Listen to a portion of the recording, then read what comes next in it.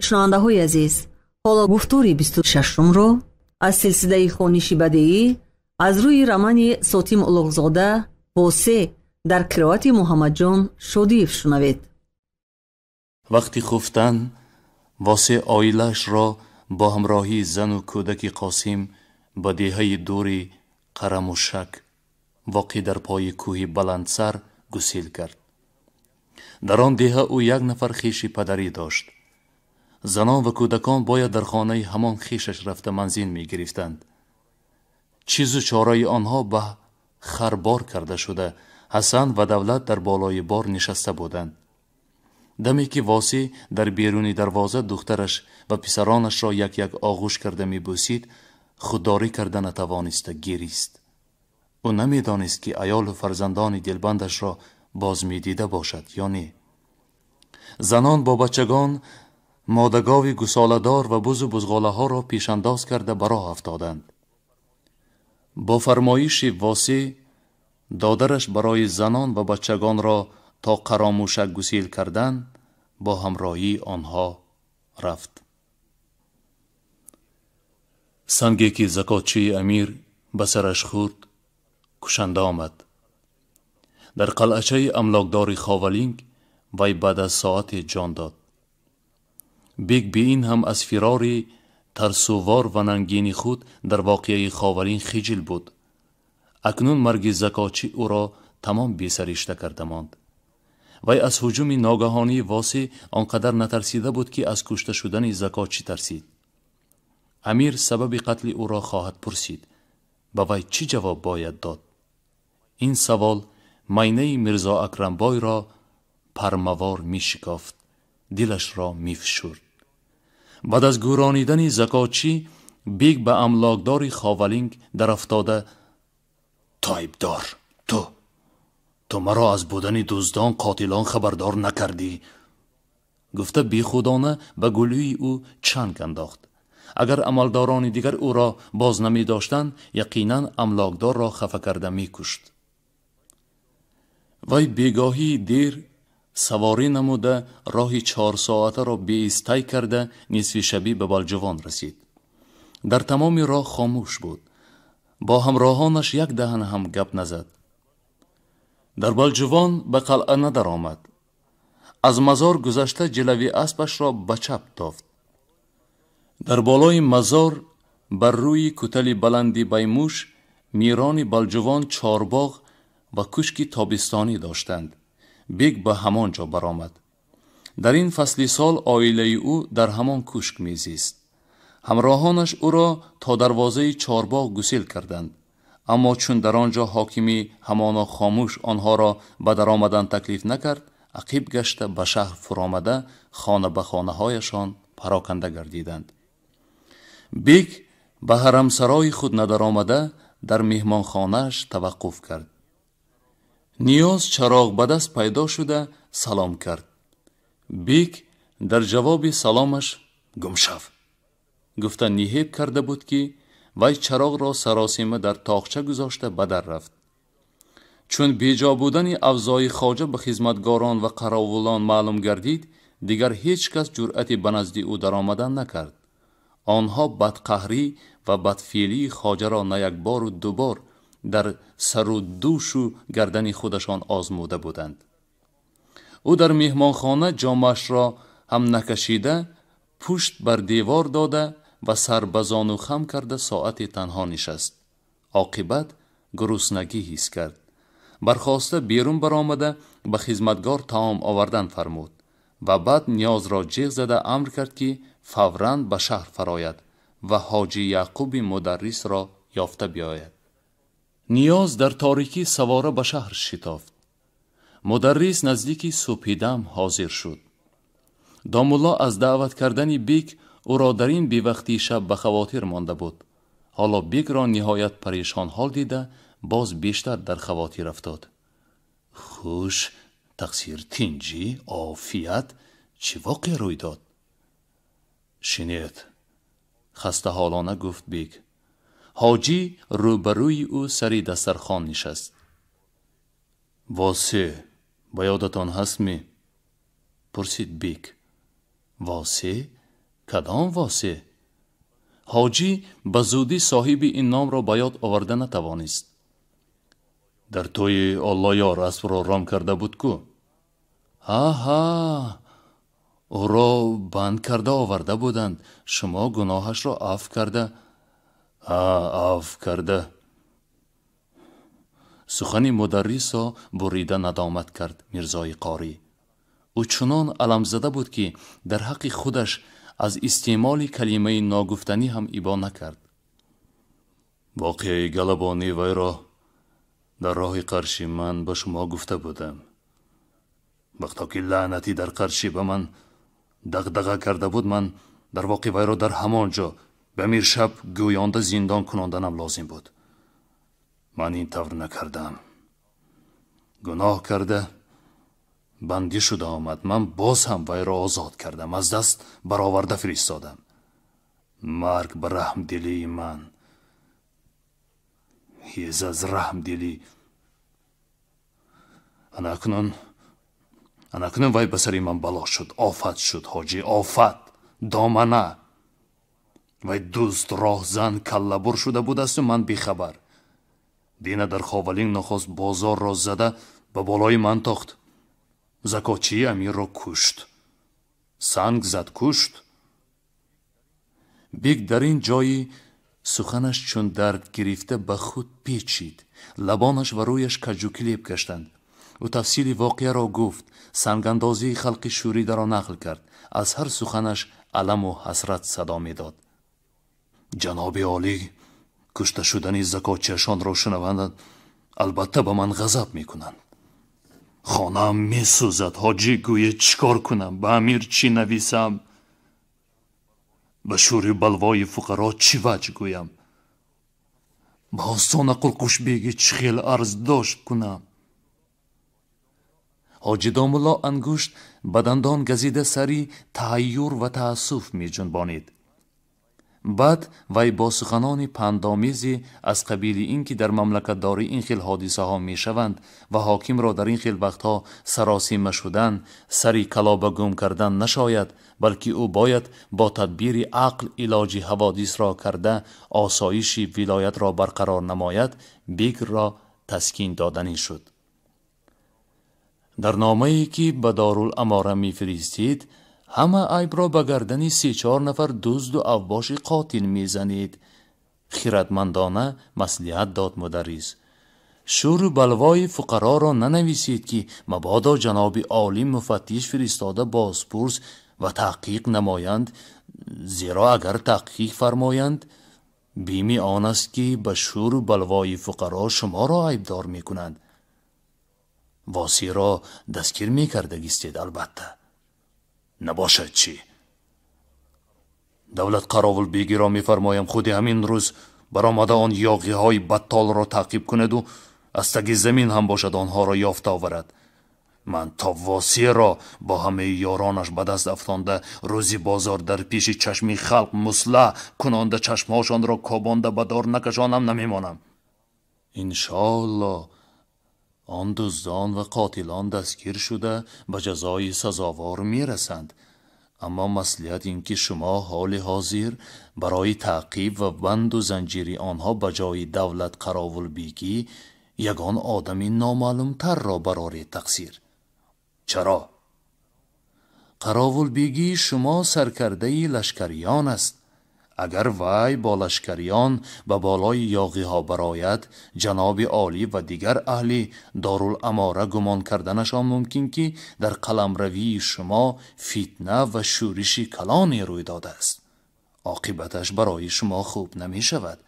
شما این کار را به یگان غلامی درگاهتان یا به یگان ارباب و آقسقال شجاع فرمایید، بلواگران را آهستکک بی شور و غوغا دستگیر کنند که بویش نبراید. با همین فتنه و بلوا خود به خود فرو نشسته فقرا آرام می شود. در آن وقت نامه به بخارا و حصار میفرستادگیتان هم راست می براید که شما در آن نامه همه واقعه را به فتنه 4-5 نفر حرامیانی بیباک حمل کرده قاتلان زکاتچی را دستگیر کردم گفته می نویسید. و سلام جان خلاص. اگر امری عالی صادر شود که آن قاتلان را به بخارا فرستید میفرستید، وگرنه در خودی همین جا آنها را خام مسلح کنید، خاصر برید، آویزید، اختیارتان. از این سخنان حاجی دام الله دل آشفته مرزای قاری در حقیقت اندکی تسکین یافت. مصلحت او به بیگ عاقلانه نمود. نقص کردم که او را جیغ زدم، ممنونانه به دلش گذران بیگ. دویشان درباره نامزد شخصی که باید واسی را تعقیب و دستگیر نماید خیلی فکر راندند. نامهای چندین آقسقال، توقسبا، قراول بیگی ها را برشمردند. نهایت انتخابشان به نامزدی سید قلمینباشی ملقب به کیسق قرار گرفت. چون به مینباشی نوکر و خدمتگارانش همه گرنگ و لوند می نمودند و آنها را عادتاً های کیسک یعنی کلوخ گفته جیغ می زد. بنابراین مردم لقبش را به همین کلمه نصب کرده بودند. تاجیکان این لقب را به زبان خود ترجمه کرده کلوخ می گفتند.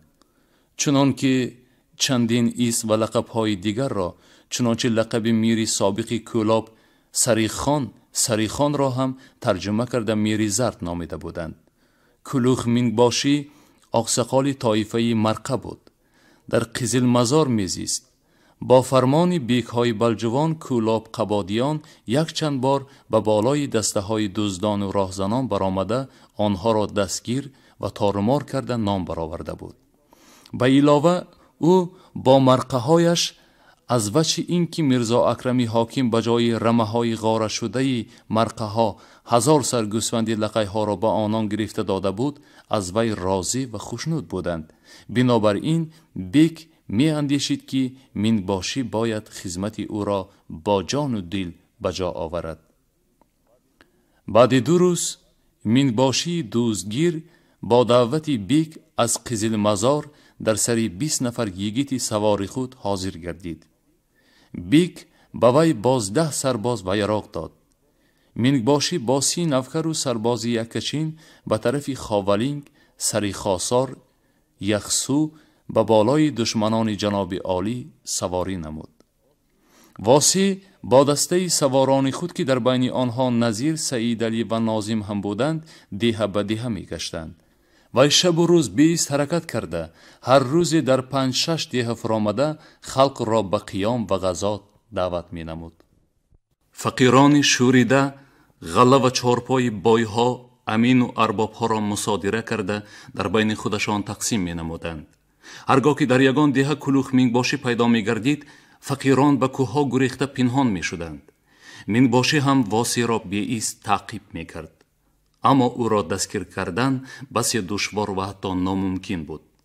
زیرا مینباشی از اهالی واسی را پرسکاف که می کرد دیخانها، چوپانها، هیزمکشها او را بر دروغ به طرفی روانه می کردند و خودشان فوراً واسی را آگاه می نمودند. همین طرز واسی به واسطه آنها تعقیب کنندگان خود را با آسانی چپ غلط داده دسته خود را به دره کوه ادیری می کشید که کلوخ مینباشی اگر پر و بال برآورده پرواز هم می کرد به وی رسیده نمی توانست. در بین اهالی درباره واسی ترانه ها قصه ها پیدا شدند. خود او در دهات کوهستان این ترانه ها را شنیده حیران می شد. گوینده و سرایندگان او را واسی بهادر نام نهاده کارنمایی هایش را بر رشته نظم کشیده بودند.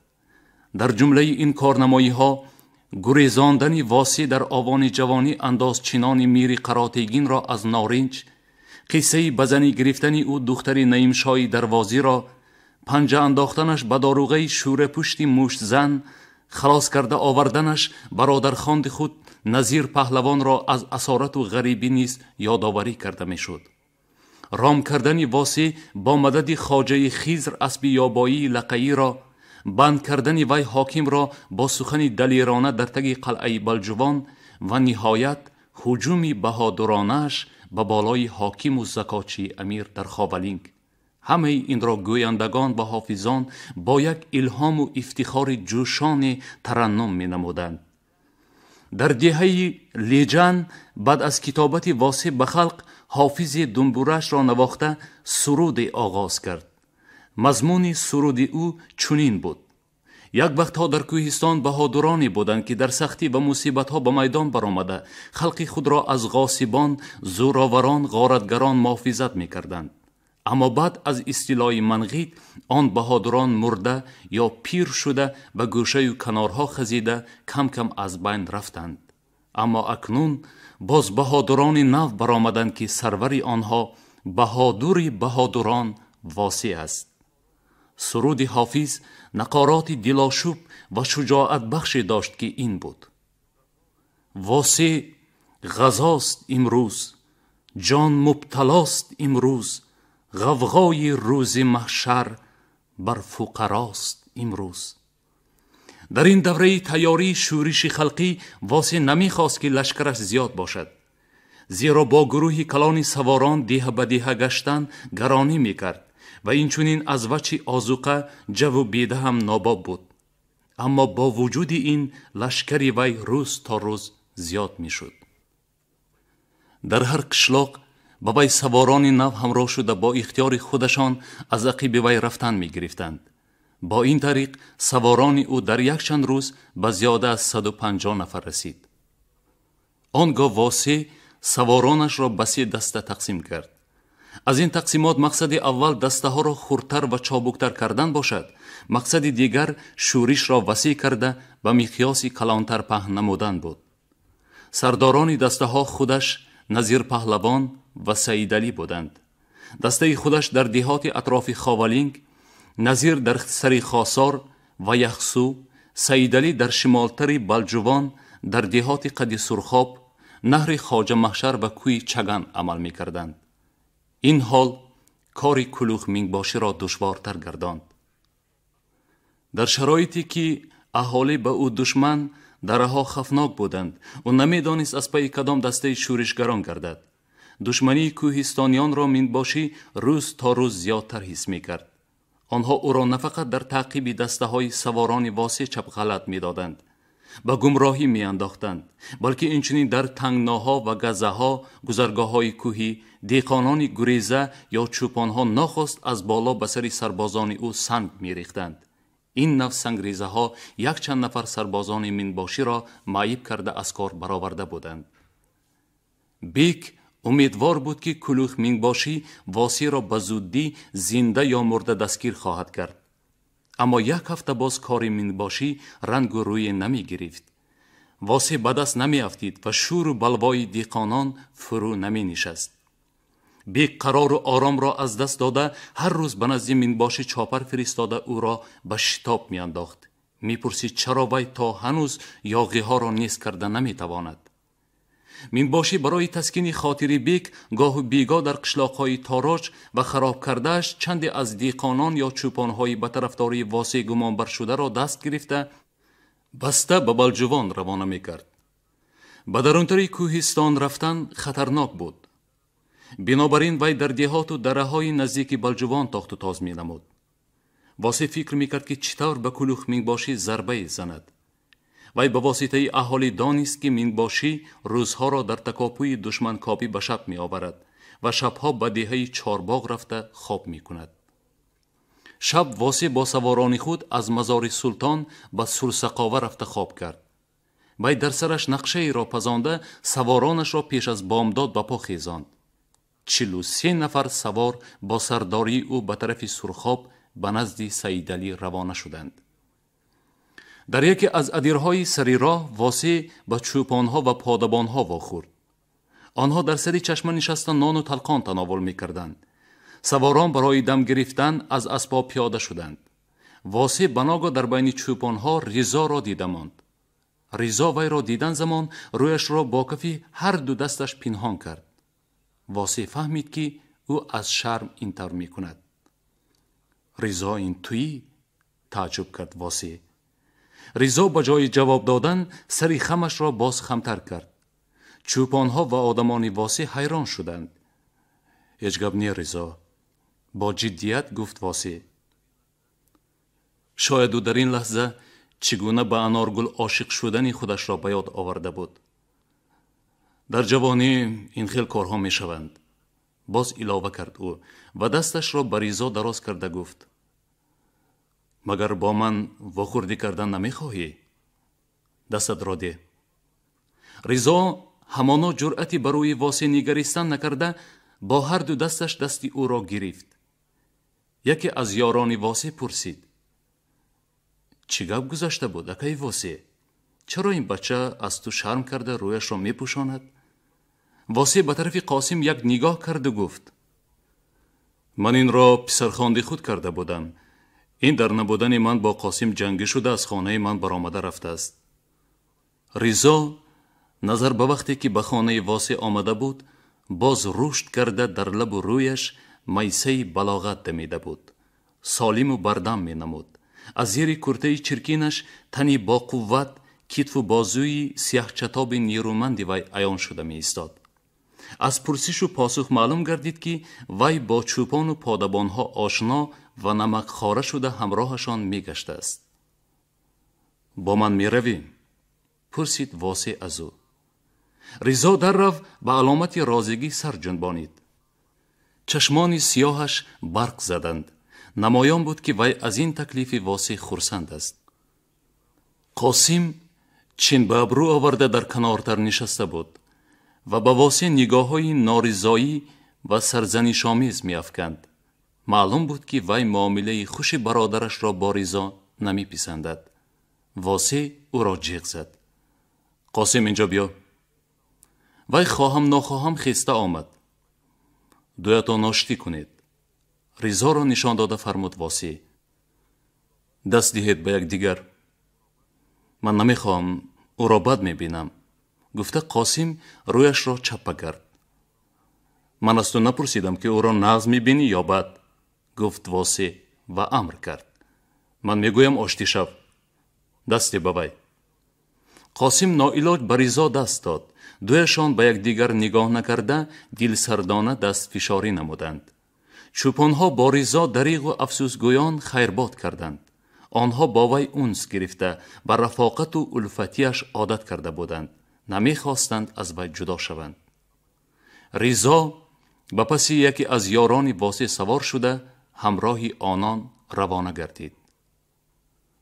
آنها سید علی را در قریبی دیه هارمه واقع در 2.5 فرسنگ شمالی بلجوان به ساحل راست سرخاب پیدا کردند. وقتی پیشین بود دسته سید علی در یک ادیر نهان به تودزار جای گرفته استراحت می کرد. در بلندی ها دیدبانان ایستاده بودند.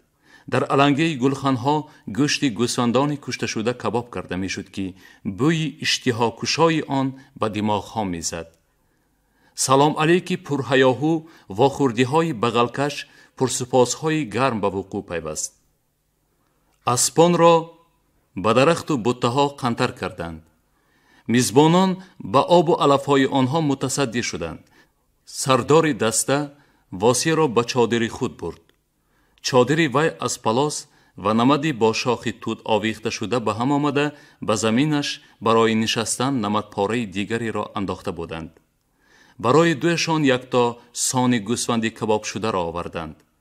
سید علی سلش را دسترخوان ساخته گوشت را پاره کرد. آدمان آنها در سایه ها و روی سنگ‌ها 3 کسی 4 کسی نشسته گوشت خوری می کردند. هزل و شوخی خنده های قاقاهی آنان در چادر نیز شنیده می شد. کارها چطور؟ پرسید واسی. ساز؟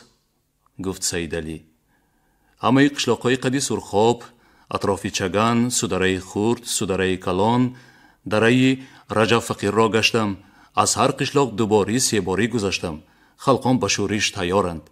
همه علامت واسی چی باشد؟ کی پیدا می شده باشد گفته شبها از سرسقاوچش نمی کنند. از بلجوان چه خبر؟ چه خبره که باشد خودت می دانی اکی واسی. تو با بلجوان از من و نظیر نزدیکتری. هر خبری نه به تو بر وقتر می رسد. تو در آنجا آدم نداری؟ چه خیل آدم؟ خبرکش. خبرکش چی لازم؟ دیقانانی که از بازار بلجوان برمیگردند به من خبرهای درکاری را رسانده می ایستند. خوش آنها به تو چه خبرها رساندند؟ حاکم سربازانش را در سربازخانه غون کرده نگاه می داشته است. هیچ یکش را از سربازخانه دور شدن نمی مانده است. دولت قراولبیگی هر روز آنها را در پای قلعه مشق می داده است. باز حاکم امروزها به باغش نبرآمده دائم در قلعه می ایستاده است. آلایار دیگر کلانان لقیها به قلعه بسیار درآبرا می کردند. احتمال حاکم با وعده عمل و منصب آنها را به بالای ما انداختنی باشد. احتمال می گویی انیقش را نمی دانیم. چخیر دانم اکای واسه دانستن مشکل. از کلوخ مینگ باشی چه خبر؟ مینگ باشی پری روز به این طرف برآمده بود. یک 10 مرده چارباغی به من پیشکی خبر داد. من به طرف داشمندی رفتم. هارمگیا به او گفتند که سید علی به طرف ارزنیان گریخت. مینگ باشی تا ارزنیان رفته سرسان شده شب به چارباغ برگشته است. وی هر شب به چارباغ آمده خواب می کند. همین طور می گویند. شب به چارباغ چه وقتی برمی گردد؟ بگاهی؟ بگاهی؟ یعنی چه وقتی؟ وقتی پراپری آفتاب؟ یا پیشتر؟ یا که دیرتر؟ گو پیشتر گو دیرتر؟ در چارباغ آدمی تعیین داری؟ نه. لازم شود از چوپانها، پادبانها یا دیگر آدمانی رهکی می پرسم. از آنها چی را پرسیده فهمیدی؟ آیا تو به من گفته می توانی که پریر شب و دین شب این باشی در کدام وقت به چارباغ برگشت؟ وقتی نمازی دیگر؟ نماز شام؟ یا وقتی خفتن؟ چی فرق دارد اکای واسی؟ در نماز شام باشد یا خفتن؟ فرقش را حاضر می فهمیم. واسی بعد از طعام دستش را به موکیش پاک کرده آب نوشیده سخنش را دوام داد. حاکم البته از کلوخ مینگ باشی ناریزا است. چون که مینگ باشی از عهده کار نبرآمده ایستاده است. و تا این وقت نه مرا دستگیر کرده توانست، نه تو و نه نظیر را. چخیل هم دستگیر می کرد. فقیران همه بدخواهی او. در هر جا اگر توانند سنگش می زنند. حاکم دیر نگاه کردن نمی ایستد. یا دولت یا الله یار یا که یک باره هر دوی اینها را به بالای ما می برارد. مادام که همین طور باشد ما حاضر چیکار کردنمان لازم. تو چی می گویی؟ از هجوم آنها پیشتر خودی ما به بلجوان هجوم کنیم مگر؟ درست. اما اول کلوخ مینگ باشی را یک طرفه کردن لازم. او به پای ما اشکال شده ایستاده است. این گپات معقوله که واسی.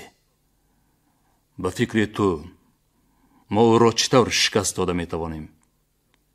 شکست دادن؟ خیلی چخیل می شد. مگر اینکه به چارباغ شباخون زنیم. مینگ باشی شب به اطراف چارباغ قراول ها می ماند.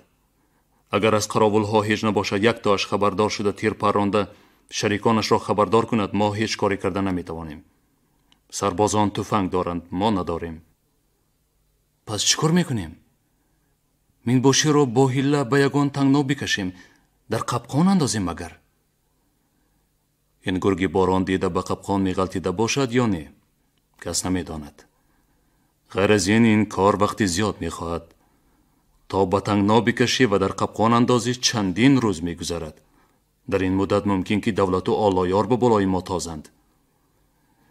من گمان میکنم که آنها را حاکم پگاه فردا میبرارد. فرصت کم است. تیزتر بلجوان را لگد کردن لازم. من یک نقشه دارم. گوش انداز به تو گویم. ما خودی همین بگاه از سرخاب میگذریم. شب پنهانی رفته از بالای چارباغ به دره مزار دادرک میبراییم.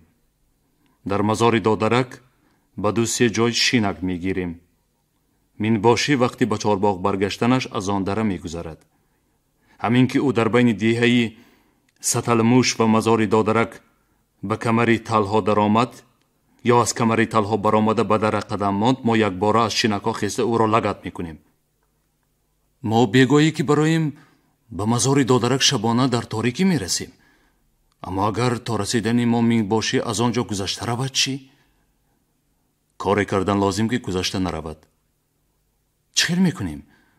ممکن که مینگ باشی به چارباغ وقتی نماز دیگر یا شام برگردد. کاری کردن لازم که او در راه دیرتر مانده به مزار دادرک لااقل بعد از خفتن برسد. چطور؟ این را تو به عهده میگیری. تو حاضر با 10-15 نفر آدمی خودت برآمده راست به طرف توتی قاضی می روی. اگر تیز راه گردی به آنجا از نماز دیگر بر وقتتر می رسی. در توتی قاضی پنهان شده راهی مینباشی را می پایی.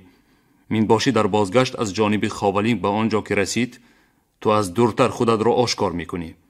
مینباشی تو را سر می کند، تو به طرف چگن می گریزی و از دنبالت افتاده کمش 1-2 ساعت با تو اندرمان می شود. در این میان من بیملال به مزار دادرک رسیده شینک می گیرم. چطور معقول؟